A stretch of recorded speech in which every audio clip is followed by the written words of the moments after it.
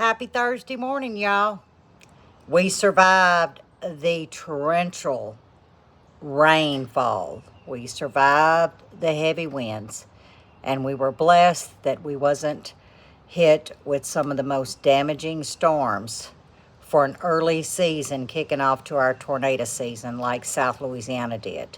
So I'm going to continue to pray, and I ask that you guys pray for the ones that was in the path that had a lot of destruction. But right now we're fixing to back up and we're going to the garden. We're going to look at it together. Now, I did yesterday evening give it a good inspection, but Buddy and I, when we drove out to kind of look at all the mess that we've got to clean up, yeah, let me show you what happened. And this, my friends, startled me yesterday around 5 o'clock. And let me just say, I jumped and hollered because I came right upon it. So then, in return, Buddy jumped and we grabbed my sharpshooter because it was still alive. But it had got hung up in the netting that I had not trimmed yet because I hadn't had a chance to do so. So now I've got to cut this thing out of my netting. And let me tell you, I go nowhere without this sharpshooter because Buddy actually bladed one side a couple of years ago, and everyone knows that this yellow handle sharpshooter is Mama's snake killer, and I keep it on the golf cart. So the golf cart was out here because once I get this thing cut out of this net, I'll show you what we were doing. But I came right upon it. I mean, I was on the back side, and let me show you. It still makes me a little creepy because, I mean, my mind was not on that. But this is where I was, okay? I'm going to show you. Okay, we were on this side of the strawberry bed, and I was coming around to start clipping the net. And this thing here was stretched out, but it was very still. So I hollered, and then I realized, I said, oh, it's died because it was in the net. Well, Buddy happened to move that net, and it went to moving. So we had to take care of it. Yeah, you want to talk about heart pumping? Because I was not expecting this with the amount of rain, because we were actually sloshing through some standing water here. So I'm assuming that they have all moved out from the woods, and you can see there's some standing water, trying to get to higher ground.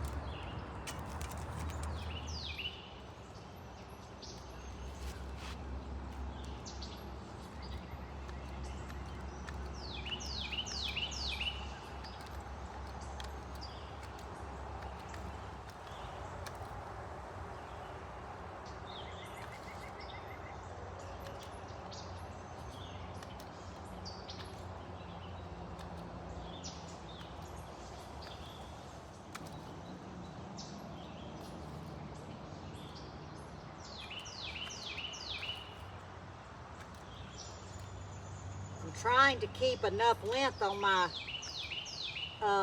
netting to where I can tack it down.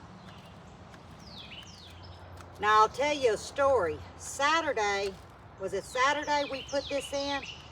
Mr. Craig came over and was watching us put this netting in, and Buddy had told him, he said, I tell you what, it's a great snake killer, because at our old place, it would catch a bunch of them because they was crawling in it to get to whatever. And yeah, I left plenty. See, I'm gonna have to trim that. And they would get balled up in it. So, and we were just talking about that Saturday. Let me set this down. And lo and behold, we got one.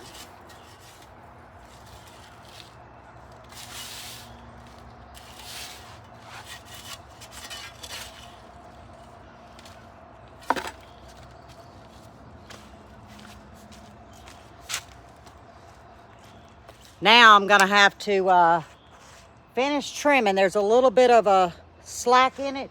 I gotta finish trimming it, and then I'm gonna tack it in. But that end was laying down. Also, the other end, there's a little bit laying down. I'm gonna get it up too. But and we did notice something yesterday after we had this minor setback. There was quite a few strawberries ready, about 8 or 9. Buddy got 2. They were very sweet because the other ones had already been pecked on. Now what we're thinking is they had already been pecked on prior to us putting the net up. And that's what we're hoping for. If not, we got another problem. And we don't know what that problem is. But we put too much time in. You know, we purchased a lot of them. I think we had 23 of our own. And you don't work all this for something to be eating, you know, your fruit. So yeah, but if you're asking, that is from what I understand, an Eastern Yellow Racer.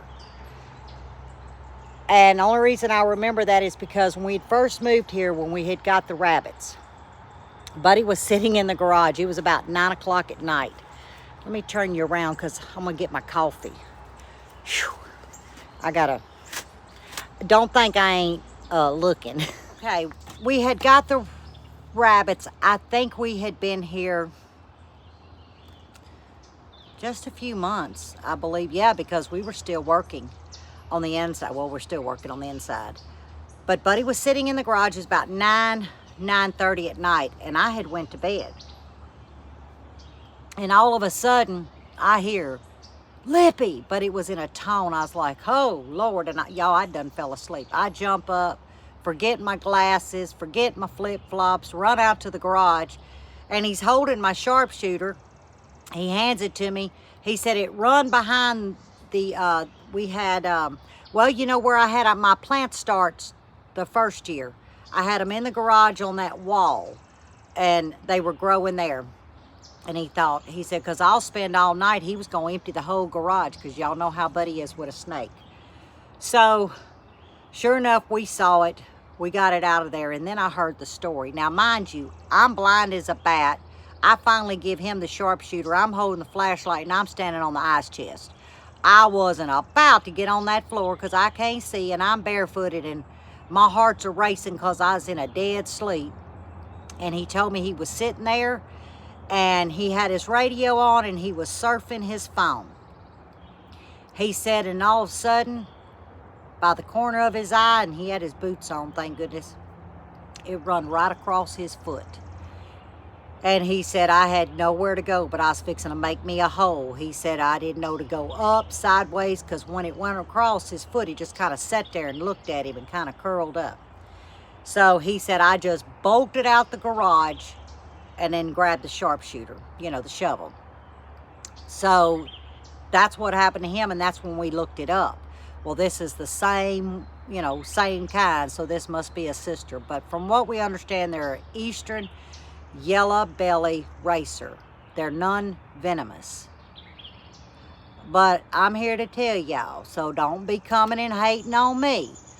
On this property only, a good snake's a dead snake. Now, y'all know that. Many of you that followed us for years, but the ones that's just now following us, please understand. Our rules here may be a little different from yours. But my husband doesn't have the best heart, y'all. He's got 2 stents in his aorta. So, a good snake's a dead snake, okay? And that's the way we do it.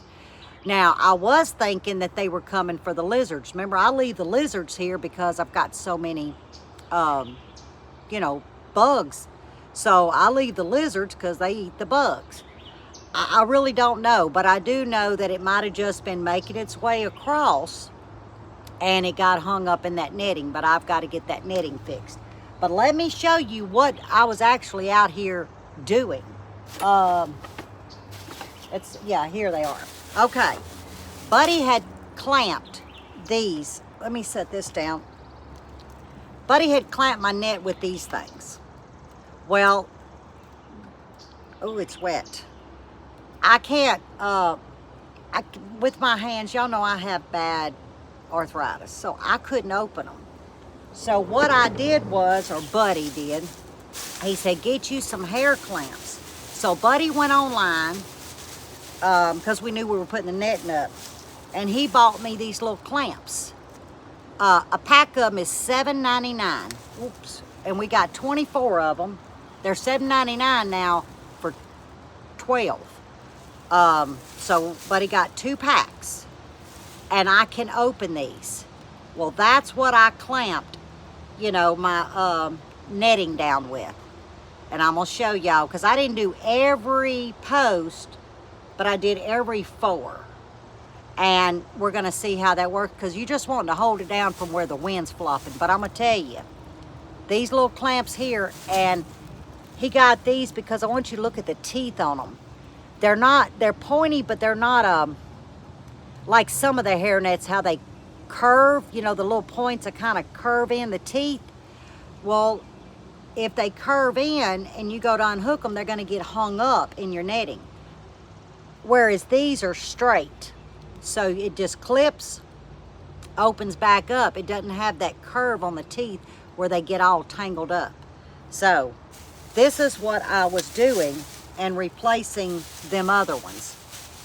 And then I'll put this in my garden shed and I will have them. I'm gonna put them in a Ziploc bag so I can visually see them. But yeah, that's what I was out here doing. And these things are sharp, but they wasn't that sharp on that netting. But I got to get him on the back of the golf cart, dispose of him. Whew, buddy will be glad that thing's gone. And then we're going to walk around the garden and see how everything fared. It does look like it fared good. And I'm going to work on putting the square cages on. Remember I told y'all in last video I had got those for $2.50 at Tractor Supply. And I wanted to go see if they had some more. Well, they didn't have any more of what I had, but they had the green ones, and they have a coating on them. So I did purchase those to finish doing all of the tomatoes that I have and whatever peppers, just whatever I can get done with 10. I only bought 10. But I'm gonna work on that net real quick, and then I'm gonna grab y'all and we're going into the garden and we're going to see it for ourselves. I will tell you, Buddy's potatoes that he put in those buckets, they was floating. I said, Lord, I don't even know if they gonna make it. I'm talking about, it was raining so hard the buckets couldn't drain fast enough. Kid you not. And he packed them with Paralite, you know, so I don't know if they gonna make it or not. But guys, I got a hell of a mess to clean up over the next few days. When I tell you a mess, I got a mess. So I'm gonna hook up the trailer to Mud and Mabel, and I'm just gonna go to a spot, pick everything up, and set it into a burn pile. But it won't be today because I'm literally still standing in water. So let me clean this net up, and then we're going into the garden. Our Texas legends are starting to bulb. Here's another one. Now I just came in here and took the back of a plastic spoon and ringed them. But they're all doing really good, guys. Here's a nice size one. But you see this? These things are a beast. We're gonna start at the entrance. The zinnias, the dahlias, oh, they're fine. Let's go across here. Some more zinnias. The peppers did good. I did have a small branch here. It may have broke this one because it's very, very limp, but I'm just gonna see what it does. Let me get this. Guys, what I'm finding is these things are beating these plants. So we're gonna have to get a cover on this side as well. Mr. Clyde the rooster, he's watching all our pretty flowers. Now that is nasturtiums that you see growing. And you're saying, well, where is your trellis? Clyde's my trellis. I'm hoping to be able to move them and have them grow up and around him. We're starting to get some contenders coming up. They are slow rolling this year, guys. But I did plant again. I believe it was Saturday. I've got one germination, but like I said, I did replant Saturday.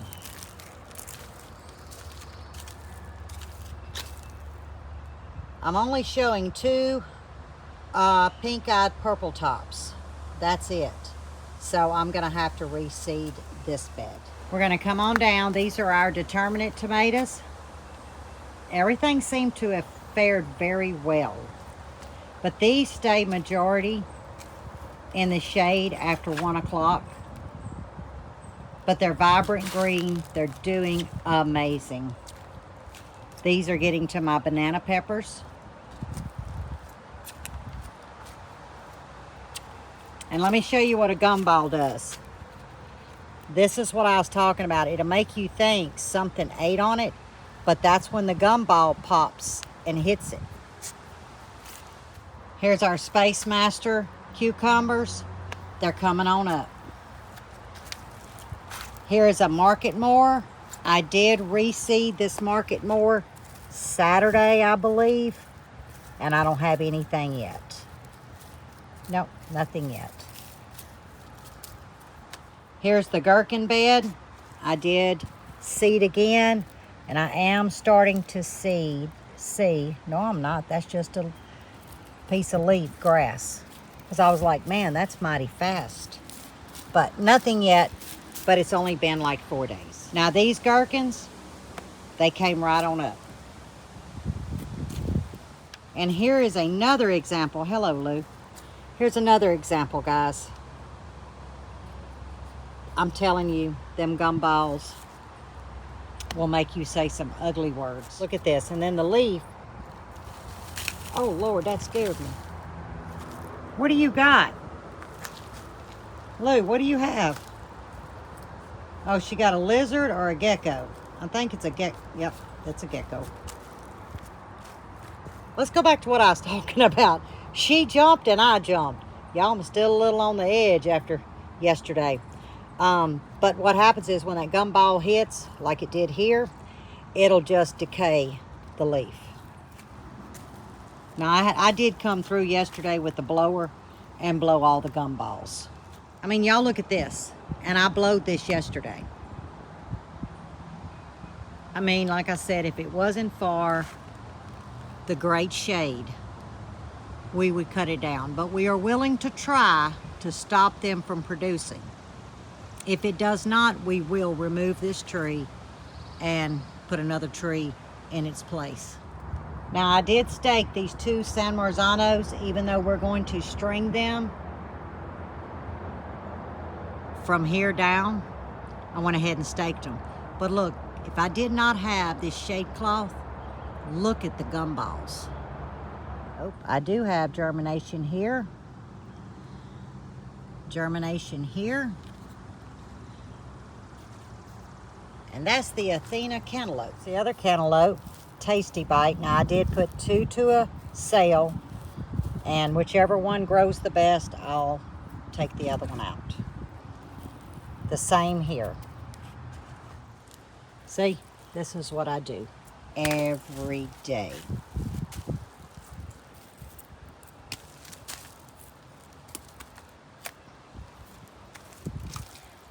Now see, this one's right in the hole of my, what is that, spineless zucchini. So see, if it had just been coming up, it would have broke it off. There we go. I know I'm not holding the camera right. Ooh, y'all, look what I found. I didn't see that when I planted that seed. A rock, but it's fine. Buddy's tomatillas, they did good, see? So we didn't get any damage, but what we did get was a lot of flooding rains, guys. Now, all the way down here is the future home to our okra. As you can see, I had 100% germination all the way down. Of course, they're way too young to pull up just yet, and I will have to decide which one I keep, which one I take out. The same in these two beds, so I'm going to be overloaded in okra. Now let's start at this high tunnel. Here's our squash and zucchini. You know I like these square cages, but I take my squash leaves and I lift them up every day because y'all know I do trim my squash and zucchini about 5 inches from the base up. I'm telling you, there's something to that method. And I don't have to deal with, knock on wood, vine borers or anything like that because I keep that stalk treated with Dr. Earth. Now here's that store-bought San Marzano. All the dead that was on it, I did cut it off. And there is new growth. But do I have hope for it? Not really, but I'm going to leave it alone, see what it does. Okay, we're in the second high tunnel. There's a lot of indeterminate tomatoes in here. They all have cages but one. But I tell you, the ones that have the blooms on it, like this one, can you see? That wind helped a lot. Now these are Arkansas Travelers. I do take the suckers out while they're young. Let's see, here's another one right here. And I'll come through every day looking at my garden. Now I do not do this to my determinants now, because the determinants actually produce fruit from the armpit. See that sucker right there? That was a big one. Well, here's you a good example. Right here. You see how it's producing fruit here? This is actually a sucker. Now I could take this off and I could plant it and start a whole new tomato. But before it gets too big, I will pop it off. Just like that. That's just my preference. And then what that does is it brings more strength to producing that fruit. It's not taking away the health of the plant, because it will. It'll actually draw the nutrients to this sucker. And I don't want that. Here's another one. And I'm doing this while I'm out here with you guys. So we'll go on down. Everything looks good, guys. Everything did great. But I'll tell you what, this mulberry tree, what has it been, 10 days? This sucker has just Cadillaced. It is growing so fast. The herbs are doing good. Now my potatoes, they got a beating, guys. Y'all look down in there. They got a beating. So hopefully they'll stand back up. I don't know. I really don't want to cut them, but I may have to actually cut the ones that laid over. So as you can see, the garden did fine. Miss Allison's plants in the greenhouse did fine. Now I am headed to the chicken run because, guys, it looked like Niagara Falls. So, you know, it's been, what, 2 years, 2.5 years? So we've got a lot of knolls still on the property. So Buddy's going to get Mr. Larry's tractor. He's going to cut those knolls off, utilize that dirt. We're going to move it and pack back up around the chicken run. But for now, I got to put some mulch down. And I'm going to show you what I use in my chicken run. I mean, it's great in the chicken coop too, on the floor. Only I use shavings in their nesting boxes. But I'm going to show you this.